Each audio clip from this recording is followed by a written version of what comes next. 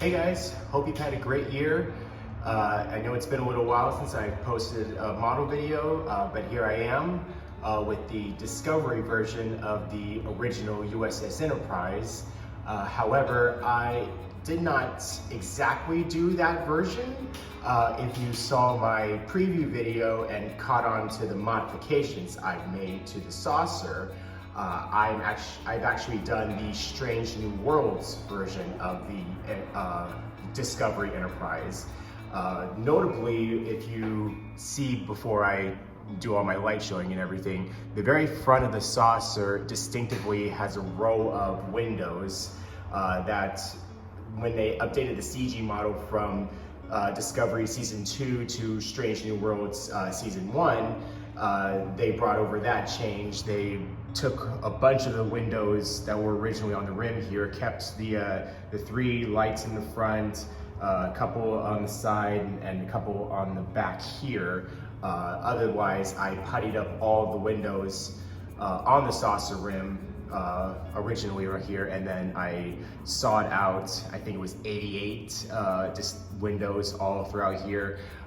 Went online, of course, found the schematic for it and tried to match it up as much as I could.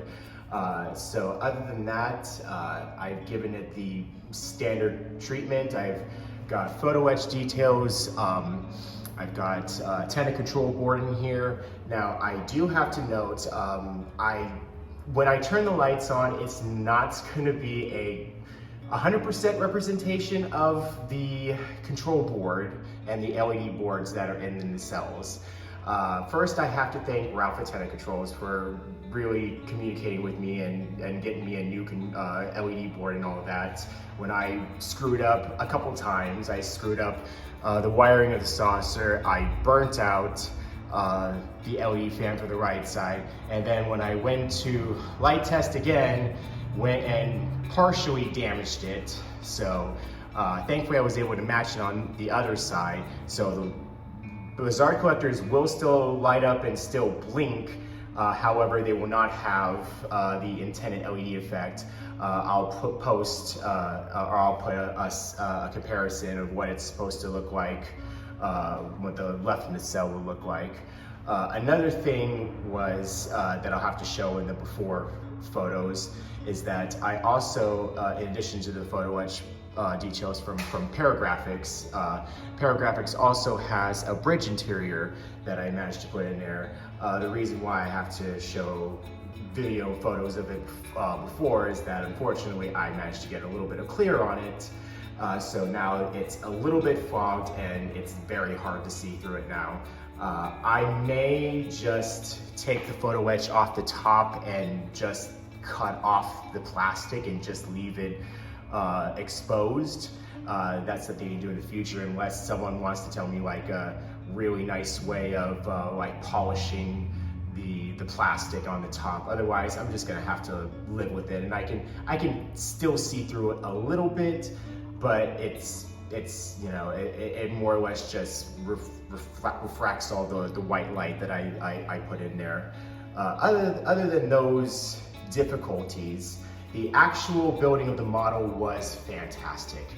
Installing the lights and everything, while I do complain about the upscaling of starships in the new Star Trek canon, it does make for a very pleasant experience for lighting this.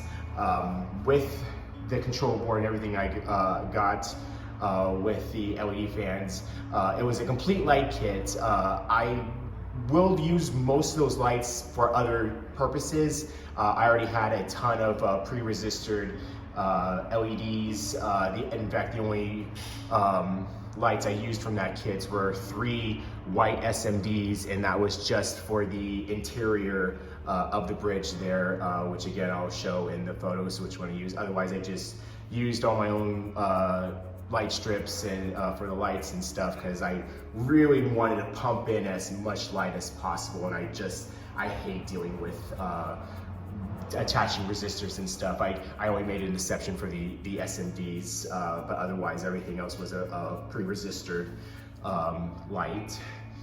Other than that, I don't think there's anything else to note on it. The Aztec decals were great.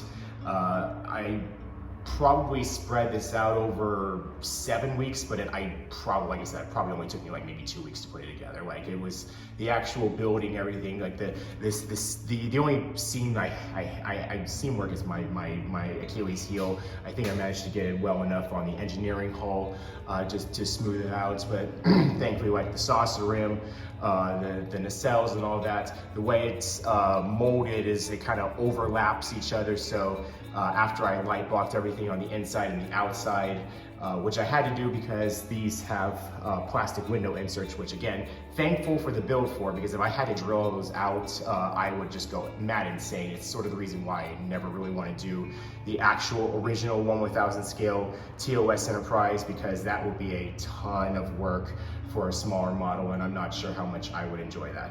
So after that, I don't think I have any more else to ramble about, so I will now cut to what you all are waiting for in the lights. All right, here we are. I have this model running at 12 volts because I noticed that if I run it at 9 volts, for some reason when the lights, the anti-collision lights come on, all the other lights they dim on a 9 volt. 12 volt, it doesn't do that. The only reason I don't really run models at 12 volts is because they do tend to run a little warm. And when I was testing it, the engineering hull does get a little warm, but other than that, it's, you know, very, very bright. In terms of the anti-collision lights, initially there's actually holes out on the saucer for like the 3 on the top and the 3 on the bottom for those navigation lights. However, like I normally do, I go and find whatever screenshots, whatever photos of the navigation lights, and then I try to replicate it accordingly. The show, when I watch Strange New Worlds, pretty much has the placements consistent. However, I've noticed that the way they're timed, and I don't know if TenaControls will come out with an updated board that reflects this later, but there's sort of like a thing where the saucer lights will come on, and then the cell lights will come on, and then the engineering lights, and they'll all come on at like different sections at different intervals. And like I said, while I'm watching the show, I couldn't really quite place it. It seemed kind of random. For the control board I got, it was just, you know, one, you know, for everything. So everything that's in navigation gets lit up. And I don't know if they're considered navigation lights. There's a static, underneath in the cell, there's like a static light underneath each of those. I don't think they're intended to be spotlights. However, I did drill out larger holes for fiber optics and solderets for the neck and the pylons here. So when I turn off the lights and show you everything, those will self-illuminate.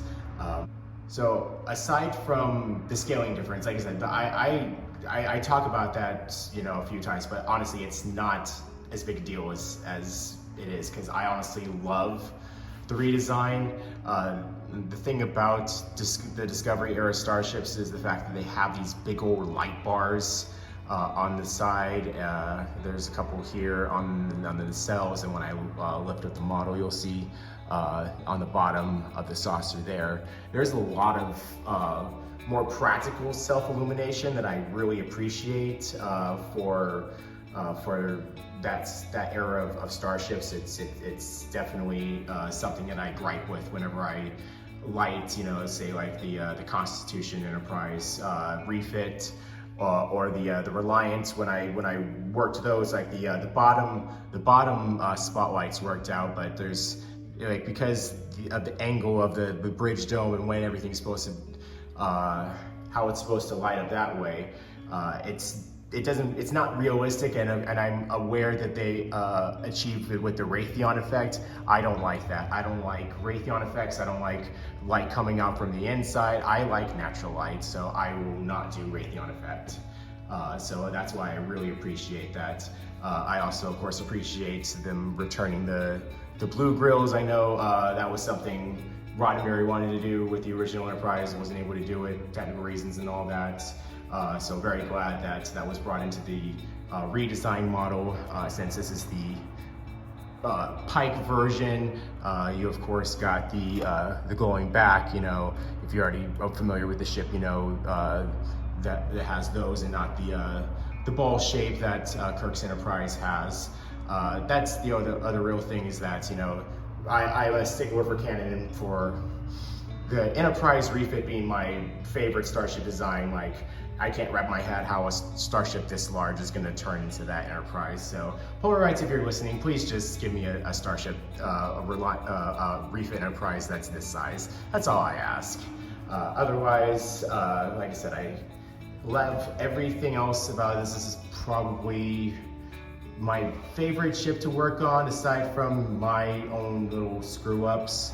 Let me go ahead and just turn the lights off here so you can see everything. Like I said, you can clearly see the registry lit up there. There's all the windows representing the Strange New Worlds version of the Discovery Enterprise. All the glowing elements, spotlights.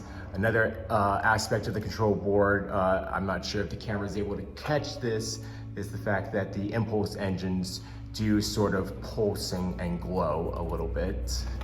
It's not dramatic, but it's definitely there.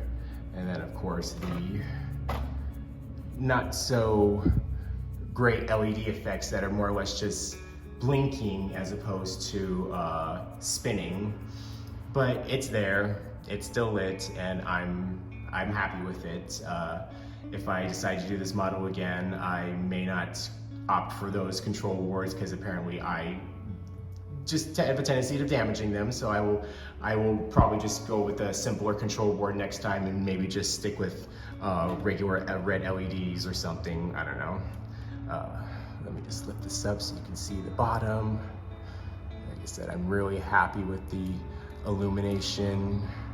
It's just bright. I also got spotlights on the bottom for the cargo hold that they portrayed to be in the show. Like I said, overall, I really like this model. I like everything build-wise about it. Putting in lights was a joy because of how much space was in everything. It required very little modification. So yeah, that's it. This may, I think I probably said it with the Reliant model, this is probably going to be the last model I do for quite a while. Unless I decide to redo models, or they decide to come out with like a USS Cerritos from Lower Decks, I really would not mind doing that ship at all.